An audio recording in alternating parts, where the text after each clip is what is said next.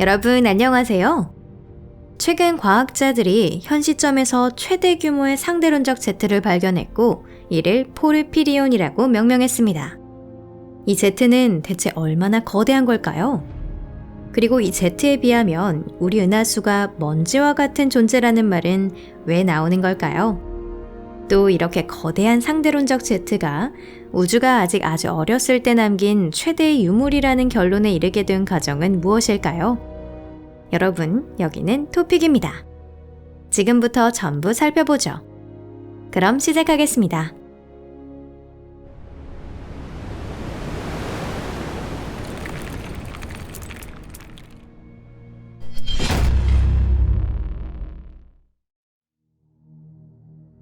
우주에서 가장 장엄한 광경. 상대론적 제트, 일명 우주 제트는 아마도 우주 공간에서 볼 수 있는 가장 인상적이고 아름다운 광경 중 하나일 겁니다. 이 제트들은 초질량 블랙홀이 주변 물질과 특별하게 상호작용하는 과정에서 활동 은하에게서 탄생합니다. 우주 공간에는 아무것도 없는 빈자리가 전혀 없습니다. 우주는 가스, 먼지, 그리고 소행성보다도 훨씬 작은 자갈 같은 미세한 입자들로 가득 차 있죠. 이런 것들이 행성이나 항성과 같은 거대한 천체의 중력권에 들어가면 그 천체 주위를 돌기 시작하거나 표면으로 떨어지기 시작합니다. 여러분도 맑은 날 밤 불빛 없는 교회로 가서 몇 시간 정도 밤하늘을 바라보면 이 과정을 직접 관찰할 수도 있을 거예요.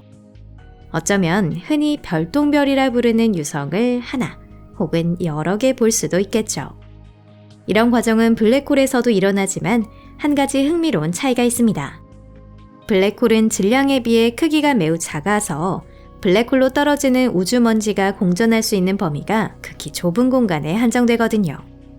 그래서 사건의 지평선 바로 위에 비교적 좁은 영역에 엄청난 양의 먼지와 가스가 쌓인 채 엄청난 속도로 블랙홀 주변을 공전하고 있습니다. 중력 붕괴와 엄청난 속도의 마찰, 강력한 자기장 영향, 이 모든 요인이 우주먼지를 고온까지 가열합니다. 이렇게 해서 우주에 존재하는 모든 블랙홀이 지닌다고 알려진 밝고 뜨거운 강차관반이 형성돼요.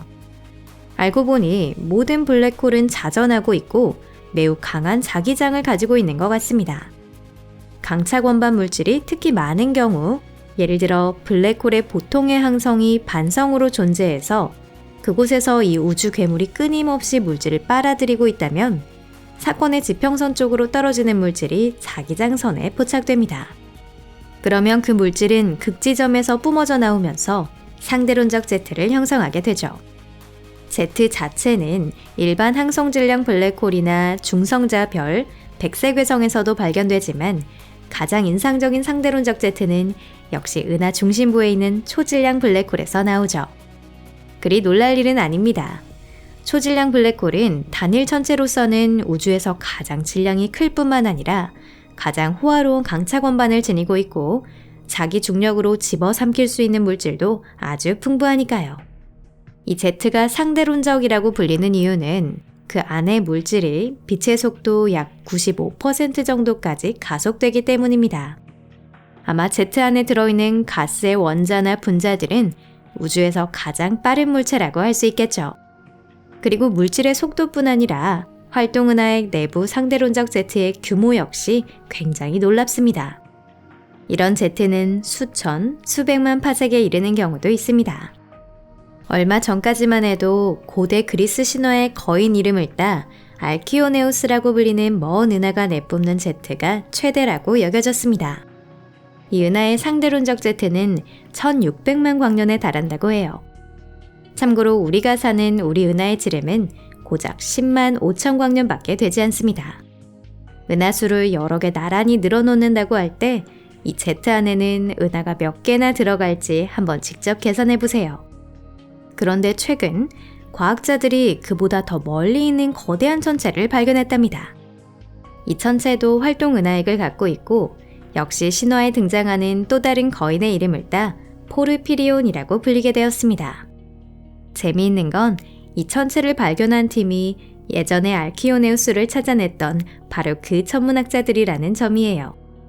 알키오네우스가 지구에서 30억 광년 떨어져 있는 반면 포르피리온은 그보다 더 멀리 75억 광년 떨어져 있습니다.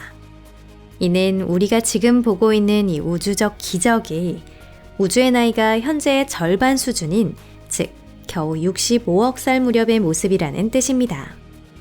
훨씬 옛날, 태양계라는 것도 존재하지 않았던 시절, 우주는 아직 암흑 에너지로 인해 가속 팽창을 시작하기 전이었어요. 포르피리온에서 분출되는 상대론적 제트는 가장 낮게 잡아도 200~300만 광년에 달하지만 사실 그보다 훨씬 더 길 가능성도 있습니다. 제트는 가시광선 스펙트럼에서뿐 아니라 그 빛남의 대부분이 X선이나 맨눈으로 볼 수 없는 빛으로도 아주 밝게 빛나고 있어요. 만약 우리가 X선 영역을 볼 수 있다면 포르피리온은 알키오네우스처럼 밤하늘에서 가장 밝은 천체 중 하나로 보였을 겁니다.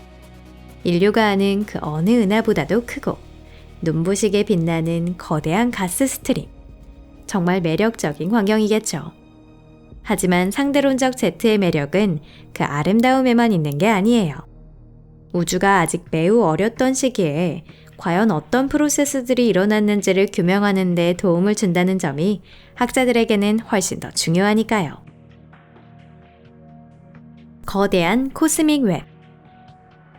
예전에는 우주가 서로 무관한 엄청나게 많은 별의 섬들로 이루어져 있다고 생각했습니다. 더 정확히 말해 군도, 즉 은하단으로만 구성되어 있다고 봤던 거죠. 그런데 지금은 그렇지 않다는 게 밝혀졌습니다. 우리가 속한 국부은하구는 운이 나쁘게도 로컬 보이드라는 엄청난 빈 공간의 한가운데에 놓여 있다는 사실이 드러났습니다. 사실 우주는 월이라고 불리는 거대한 평면 은하단들과 이 월들을 서로 이어주는 길고 얇은 은하단인 필라멘트들이 서로 얽혀있는 거대한 구조물들로 이루어져 있어요.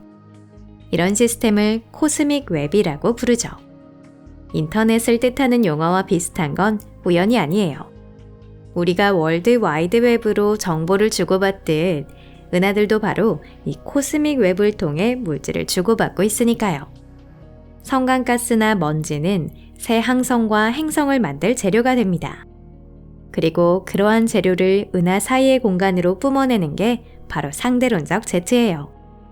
만약 제트가 없었다면 이 귀중한 건축자재는 여전히 초질량 블랙홀 주변을 헛돌고만 있었을지도 모릅니다. 아니면 새로운 생물권이나 지적 생명체가 사는 행성의 일부가 되었을 수도 있고요. 대부분의 활동 은하는 지구에서 매우 멀리 떨어져 있습니다. 즉, 우리가 지금 보고 있는 은하들은 수십억 년 전의 모습이라는 뜻이죠. 이건 포르피리온이나 알키오네우스 같은 은하는 물론 퀘이사 같은 존재에도 똑같이 적용돼요. 아마 이런 활동 은하액이나 상대론적 제트는 예전에 훨씬 더 많았을 겁니다. 그 시기에는 항성이나 행성이 적고 성간가스가 훨씬 많았으니까요. 초기 우주에서는 지금보다 훨씬 많은 은하단들이 서로 더 가깝게 모여 있었습니다. 거기에 무수한 상대론적 제트까지 겹쳐지다 보니 은하들 간의 상호작용이 훨씬 더 활발했겠죠.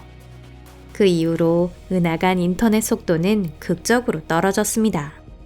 한편 상대론적 제트는 엄청난 격변을 일으키기도 했습니다. 저희가 예전에 소개해드린 적이 있는 은하 간 공간에 생긴 거대한 구멍 이야기가 그 예이죠.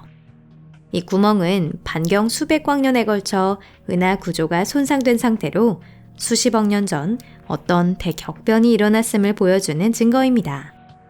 그때 어떤 초질량 블랙홀이 통제 불가능해지면서 파괴적인 상대론적 제트를 사방으로 분출했다고 해요. 그 결과 항성과 행성들이 넓은 범위에서 물질의 흐름에 의해 전부 날아가 버렸다고 하죠. 그 사건 이후 관측 가능한 우주는 다소 지루해졌을지 몰라도 안전성은 더 높아졌습니다. 언제든지 지구가 앞을 휩쓸고 가는 격렬한 물질류의 표적이 될 수 있는 상황이었다면 지구상의 생물이 생존하지 못했을지도 모릅니다. 시간이 흐르면서 상대론적 제트와 활동 은하의 수는 점점 줄어들었습니다. 그런데 사실 그건 오히려 잘된 일이죠. 어차피 제트는 자기 역할을 다했고 물질을 은하 전역에 어느 정도 고르게 퍼뜨려 줬으니까요.